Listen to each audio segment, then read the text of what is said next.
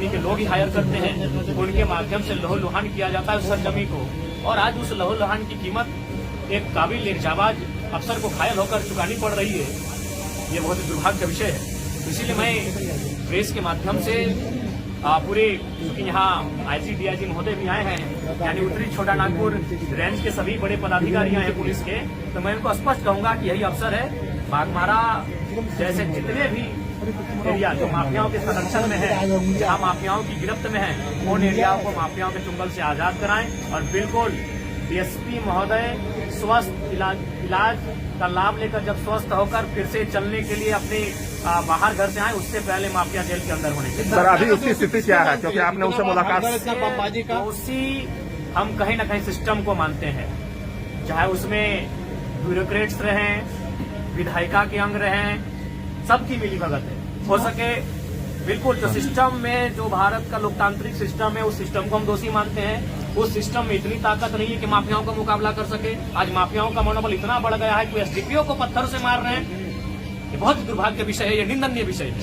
सत्ता पक्ष का आदमी लग रहा हो। देखिए, ये तो आप भी जानते हैं पत्रकार बंधु, आपसे कोई चीज छुपी नहीं है, और हम ये भी चाहेंगे कि पत्रकारों को भी संरक्षण मिले ताकि आप सच्चाइयों को दिखा सके। क्योंकि कुछ दिन पहले छत्तीसगढ़ में जो घटना घटी पत्रकार के साथ, तो उससे कहीं न कहीं पत्रकार भी भयभीत हैं, पर पत्रकार चाह के भी इस प्रकार माफियाओं को एक्सपोज नहीं कर पाते हैं। मैं मानता हूं कि आपकी भी मजबूरी कभी आ जाती है कि आप कभी कभी सच्चाई से कभी मजबूरी आ जाती है। इसीलिए आज जब पुलिस के साथ हमला हो रहा है तो पत्रकार भी कभी कभी असहज महसूस करते हैं। और हाल फिलहाल छत्तीसगढ़ में घटना, बहुत ही दुर्दांत घटना हमारे सामने आई है। पत्रकारों के लिए सदन में क्या कुछ बिल्कुल, इस बार जो सदन हम जाएंगे तो पत्रकार, वकील, तमाम उनका भी प्रोटेक्शन एक्ट का हम जिक्र करेंगे, उसे सदन में उठाएंगे। और फिलहाल तो हम आज पूरे उत्तरी छोटा नागपुर रेंज के तमाम जितने भी पुलिस प्रशासन के पदाधिकारी हैं, अफसर हैं, उनसे मैं स्पष्ट कहूंगा ये मौका है। डीएसपी महोदय को ठीक तो होके आएंगे ही, वो मूवमेंट कर रहे हैं, सुखद एक पॉजिटिव संदेश है हमारे लिए, वो ठीक होके आएंगे ही। लेकिन वो ठीक होकर जब ड्यूटी ज्वाइन करने से पहले तमाम माफिया जेल के अंदर होने चाहिए, उनके एक एक शागिर्दों को जेल के अंदर उनका हिसाब होना चाहिए। आप एक विधायक के रूप में मुख्यमंत्री से लिखित शिकायत करेंगे? बिल्कुल, अभी जस्ट हम घर जाएंगे, हमने अपने असिस्टेंट को इसकी सूचना दे दी है। वो केवल हमारे हस्ताक्षर का इंतजार है। वो ड्राफ्टिंग करके हमारे लेटर हेड में इस विषय को रख चुके हैं। ये बहुत ही गंभीर और संकीर्ण मामला है कि एक डीएसपी महोदय के साथ इस तरह का वारदात हुआ है। Thank you. आज बाघमारा में घटना घटी है। देखिए, सबसे पहले तो हम आप सभी से भी कहेंगे कि आप तमाम पत्रकार बंधुओं के साथ साथ तमाम धनबादवासी डीएसपी एसडीपीओ महोदय के लिए प्रार्थना करें। हालांकि उनसे मिले, उनका बॉडी मूवमेंट कर रहा है और ये सुखद संदेश है, फिर भी हम चाहेंगे सभी उनके लिए प्रार्थनाएं करें, उनके लिए दुआ करें, उन्हें कुछ ना हो। और इस अवस्था में, इस घड़ी में एज ए असेंबली का मेंबर होने के नाते, इस राज्य का निवासी होने के नाते, मैं पुलिस महकमा के साथ, पुलिस परिवार के साथ खड़ा हूं।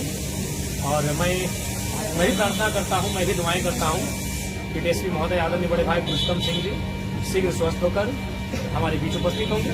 बाघमारा में जो घटना घटी उसके बारे में क्या कहें? देखिए, इसकी हम भर्त्सना करते हैं और बिल्कुल ये बहुत ही निंदा और संवैधानिक है कि आज कोयला चोरों का, कोयला माफियाओं का मनोबल इतना बड़ा है तो प्रशासन को भी तुच्छ समझ रहे हैं। और आज प्रशासन के पास भी, पुलिस के पास भी एक अच्छा मौका है बाघमारा से माफियाओं के गुंडों को खदेड़ने का और बाघमारा को एक शांत बाघमारा बनाने का एक अच्छा अवसर है। बीसीसीएल के कई ऐसे इलाके हैं जहां आउटसोर्सिंग चल रही है, वहां रैयतों के साथ जो है बिल्कुल ये बहुत ही असंवैधानिक विषय है।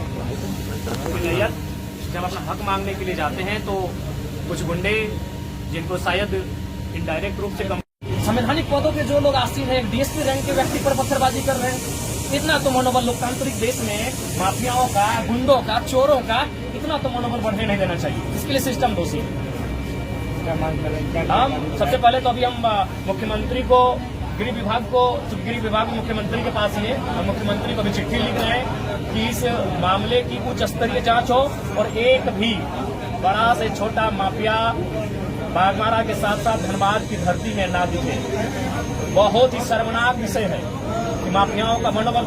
हम पहली बात तो कि हम लोग सीखते नहीं है। कुछ दिन पहले कुछ सीओ पे बालू माफियाओं ने हमला किया था, क्योंकि सीओ महोदय को चोट नहीं लगा, वो न्यूज नहीं बना। आज डीएसपी महोदय जख्मी हो गए, आज सभी लोग, सभी प्रशासन के लोग यहाँ उठ के आए।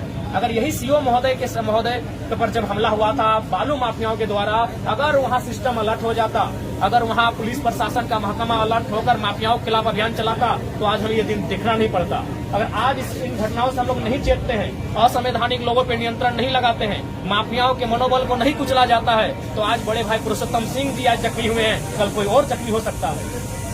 बहुत ही दुर्भाग्य का विषय है। हाँ, पुनः कहेंगे आदरणीय डीएसपी महोदय के स्वास्थ्य की कामना करते हैं, और तमाम बागमारा वासी, धनबाद वासी, राज्यवासी जो आज इस खबर को सुनेंगे, वो कम से कम 30 सेकंड ही सही उनके लिए प्रार्थना करेंगे कि वो स्वस्थ होकर आए।